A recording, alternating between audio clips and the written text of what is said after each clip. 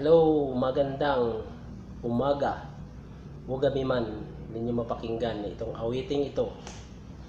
Ito po, ginawa kong isang kanta dahil nakita ko po ang ating bayan ay puro korupsyon. Kaya naisipan kong gumawa ng sariling version upang marinig ninyo ang mga nangyayari dito sa ating bayan.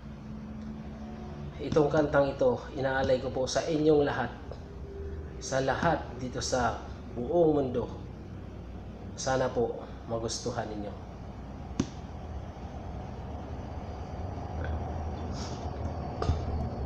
Dumilat kayo mga kababayan ko, ang kaban ng bayan, ninakawan sa mga politiko. Si Janet na polis, ugat lahat nito. NGOs doon, NGOs dito. Huwag yung pagsisihan ang ato lang taong bayan. Sa inyong mga kasalanan ay dapat lang yung pagdusahan.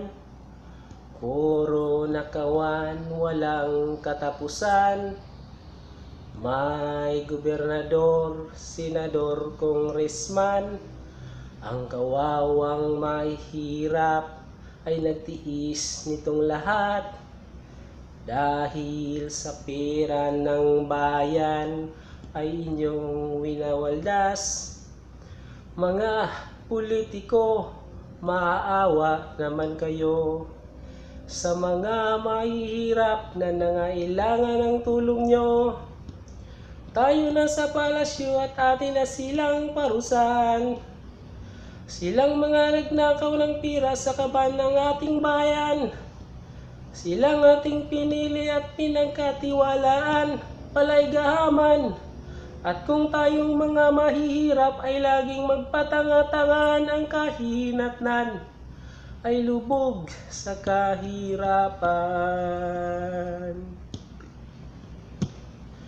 Maraming tatakbo pag may halalan, dahil gustong magsilbi sa bayan.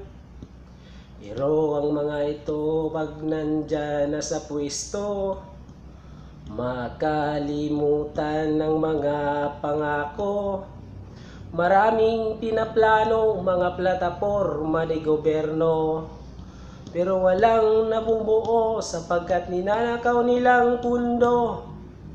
Sobrang saya ang mga walang hiya, hindi naawa sa mga sinalanta ng bagyo't ulan, lindol at baha.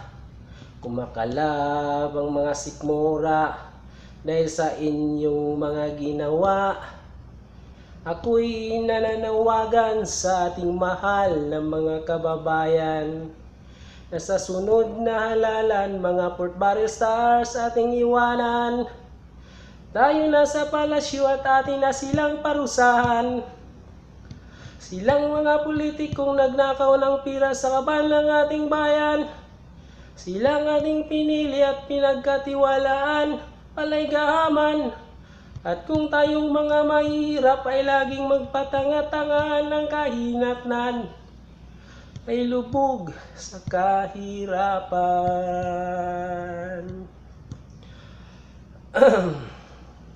At salamat po. Itong kantang ito talagang gumawa ko ng versions upang mapakinggan sa ating mga kababayan. Sana po maririnig ninyo ito. Kaya pagdating sa next election, nasa ating mga puso ang ating ibuboto. Sana yung mapagkatiwalaan, maasahan, isipin natin. Kasi ang ating bayan ay nakakahiya na. Maraming salamat po. SG Anyag, Alan, maraming salamat po sa inyong lahat.